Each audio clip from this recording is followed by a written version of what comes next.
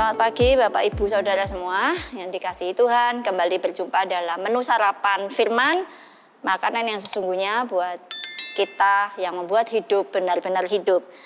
Saya akan mengambil untuk renungan sarapan pagi ini dari Ibrani pasal 12 ayat 14 sampai 16. Berusahalah hidup damai dengan semua orang dan kejarlah kekudusan, sebab tanpa kekudusan tidak seorang pun akan melihat Tuhan.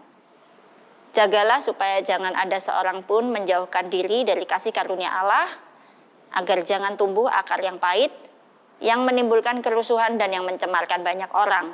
Janganlah ada orang yang menjadi cabul atau yang mempunyai nafsu yang rendah seperti Esau, yang menjual hak kesulungannya untuk sepiring makanan. Renungan ini saya beri judul selera tinggi. Jadi kata nafsu nanti kalau saya supaya bahasanya lebih enak saja, ini nafsu yang rendah atau selera rendah.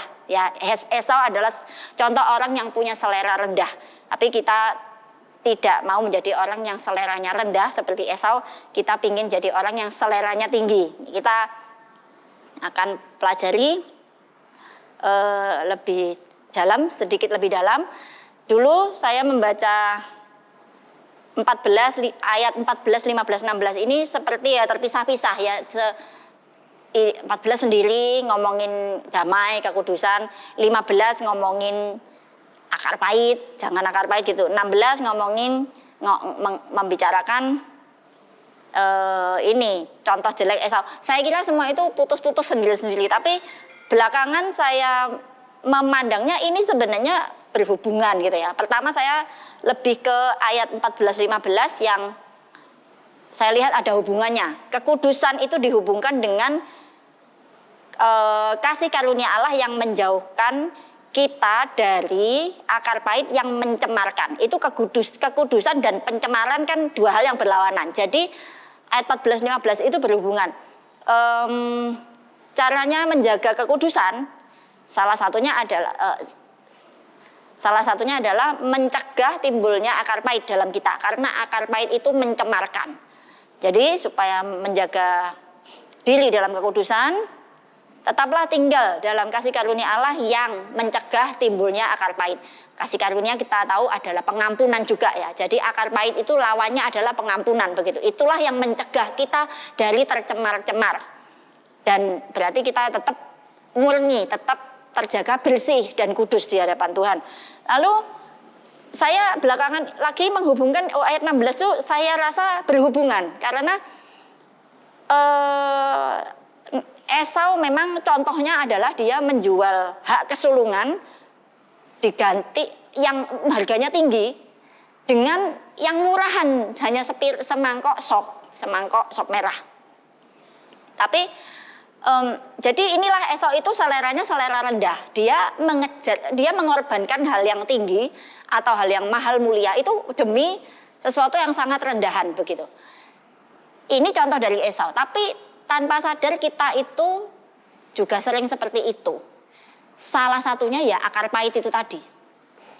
Kita sering meninggalkan atau mengorbankan kasih karunia, pengampunan Tuhan. Itu hanya demi kepuasan dendam amarah kita yang ya sebenarnya nggak ada artinya. Malah ini kalau kita pertahankan, inilah yang akan menghancurkan, membinasakan kita.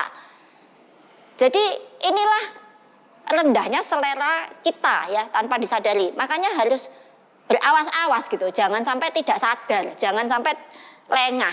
Karena ini kita manusia sering ya, kalau lengah ya tentu akan tidak waspada, tidak menguji, tidak memperhatikan gitu, dan akhirnya terpeleset-peleset jatuh ke dalam selera yang rendah, nafsu rendah.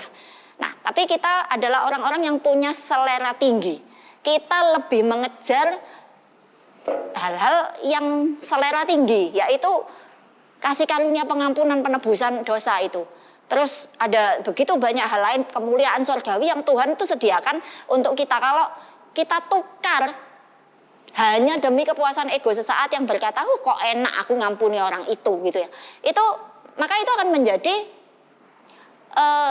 ya seperti Esau, kita menukar hal-hal yang tinggi, mulia, luhur dengan hal-hal rendahan yang malah itu membahayakan kita, bukan saja tidak menguntungkan, tapi merugikan dan menghancurkan kita. Jadi ini adalah satu yang memperjelas mungkin pengertian ayat ini lebih di dalam konteks yang lebih menyeluruh, bahwa ini peringatan karena memang secara daging itu kelihatannya lebih enak orang menyimpan amarah gitu ya, terus merasa aku punya hak untuk amarah terhadap kamu, aku punya hak untuk membalas dendam mungkin, entah dengan cara tidak menyapa. Itu kan sebenarnya pembalasan dendam dalam bentuk yang paling kecil ya, bukan kecil sebenarnya, tapi mungkin kita ya tidak apa-apalah cuma tidak menyapa gitu ya, bukan membunuh, bukan apa, tapi di hadapan Tuhan itu sebenarnya tidak ada bedanya ya, tidak terlalu ada bedanya. Tapi di dalam hati itu sudah terjadi pencemaran seperti itu. Karena kita membiarkan amarah kedagingan kita itu lebih menguasai dan mengambil alih pemerintahan kasih karunia itu. Sekarang maka amarah kita yang kita izinkan memerintah. Jadi itu kita berhati-hati. Kalau kita marah boleh marah, tetapi cepat selesaikan. Dan tetap jaga diri kita tidak keluar dari kasih karunia, tetap tinggal di sana, karena di sanalah tempat aman, di sanalah tempat yang selera tinggi, karena di sanalah kita bisa dimungkinkan menerima segala berkat rohani di dalam surga yang semakin bertumbuh, disiapkan untuk menerima berkat yang lebih besar lagi, hal-hal yang mulia yang dari Tuhan Bapa kita. Demikian ini khususnya bagi kita, ada di antara kita yang sedang bergumul dengan kepahitan, segera lepaskan, minta pertolongan Tuhan supaya kita tidak menjadi orang yang seleranya atau nafsunya rendah seperti Esau, yang sudah ini ada contoh yang benar-benar memperingatkan kita menghindari menjadi contoh-contoh yang buruk ini. Kita mau mengejar, punya selera tinggi, hal-hal yang mulia itulah yang sepatutnya kita kejar, dan memang itulah yang disediakan Bapa untuk kita. Sekian firman Tuhan renungan hari ini. Terima kasih, Tuhan Yesus berkati.